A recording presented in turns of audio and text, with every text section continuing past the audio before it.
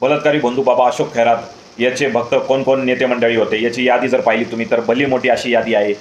माजी मुख्यमंत्री एकनाथ शिंदे साहेब पण या बंधू बाबाला भेटले होते, कारण तो भविष्य सांगतो आणि शिंदे साहेब यांचं भविष्य त्यांना अनिश्चित वाटत होतं, त्यामुळे कदाचित ते भेटले व त्यांनी अभिषेकही केला महादेवाच्या मंदिरामध्ये, जे या बंधू बाबाच्या मठात एक मंदिर होतं तिथं, त्याचेही फोटो व्हायरल झाले।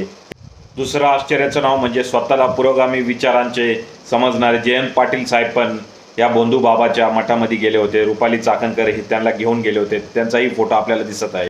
याशिवाय दीपक केसरकर, राधाकृष्ण विखे पाटील, निलेश लंके हे सुद्धा या मठामध्ये त्यांचं भविष्य जाणून घेण्यासाठी गेले होते। आणि अजून एक आश्चर्याचं नाव म्हणजे उद्धव ठाकरे साहेब यांचे पीए मिलिंद नार्वेकर पण यांच्या मठामध्ये गेले होते। त्यामुळे फक्त एकट्या रुपाली चाकणकरला राजीनामा द्यायला का सांगत आहे, त्यांची मागणी का होत आहे, हा इथं प्रश्न निर्माण होतो। इतर नेते मंडळी जे या मठामध्ये गेले ते पण तेवढेच दोषी आहेत की नाही असाही प्रश्न निर्माण होतो, कारण हे लोक यांच्या मठामध्ये जातात, त्यामुळे सामान्य जे नागरिक आहेत त्यांना वाटतं की ह्या कॅप्टनमध्ये काहीतरी दिव्य शक्ती आहे आणि त्यामुळे ते पण रांगा लावतात अशा या बंधू बलात्कारी बाबाच्या मठाबाहेर। काय वाटतं तुम्हाला याबद्दल, कमेंट करा।